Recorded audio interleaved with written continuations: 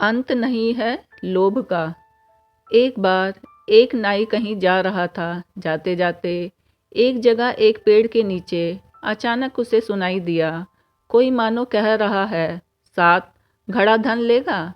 नाई ने आश्चर्यचकित हो चारों ओर देखा, किंतु कहीं कोई दिखाई नहीं दिया। परंतु 7 घड़ा धन की बात सुनकर उसके मन में लालच पैदा हुआ और वह जोर से बोल उठा, हाँ लूँगा।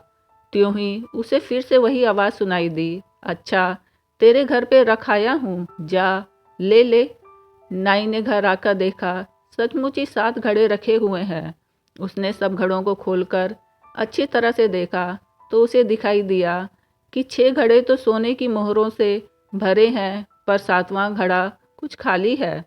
उसके मन में 7वें घड़े को भी पूरा भरने की तीव्र इच्छा उठी और उसने घर में जितना भी धन गहने आदि थे सब लाकर उस घड़े में डाल दिया। पर भला इतने से वह घड़ा कैसे भरता। घड़े को पूरा भरने के लिए नाई बड़ा व्याकुल रहने लगा। घर गृहस्थी के खर्च में कटौती करते हुए वह बचा हुआ सारा धन घड़े में डालने लगा, पर वह घड़ा भरता ही ना था।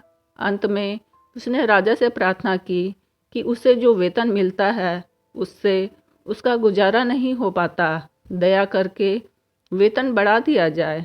राजा उस नाई पे बहुत खुश था। उसके कहते ही राजा ने वेतन दुगुना कर दिया, पर नाई की दशा पहले जैसे ही रही। अब तो वह लोगों से मांग कर खाता और पूरा वेतन घड़े में डाल देता, पर घड़ा था कि भरने का नाम ही नहीं लेता।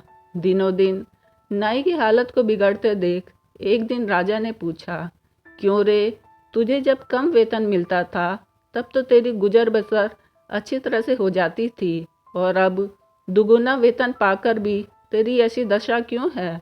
तू क्या 7 घड़ा धन ले आया है? नाई ने हक्का बक्का होके कहा, जी आपको किसने बताया? राजा ने कहा, अरे वह तो यक्ष का धन है। उस समय यक्ष ने आके मुझसे भी पूछा था, 7 घड़ा धन लोगे? मैंने पूछा, वह धन जमा करने के लिए है या खर्च करने के लिए? तो वह बिना उत्तर दिए भाग गया। वह धन कभी नहीं लेना चाहिए, उसे खर्च नहीं किया जा सकता, सिर्फ जमा ही करना पड़ता है। तू भला चाहता है तो जल्दी वह धन लौटा आ। तब नाई को होश आया और वह झटपट उस जगह पर जाकर चिल्लाकर बोल आया, तुम्हारा धन तुम ले जाओ, मुझे नहीं चाहिए। यक्ष ने कहा, ठीक है। घर लौटकर नाई ने देखा कि वो 7 घड़े गायब हो गए हैं। दुख की बात यह थी, इतने दिनों तक पेट को काटते हुए उसने उस खाली घड़े में जो कुछ भी धन डाला था वह भी चला गया। वास्तव में लोभ रूपी 7वां घड़ा कभी नहीं भरता।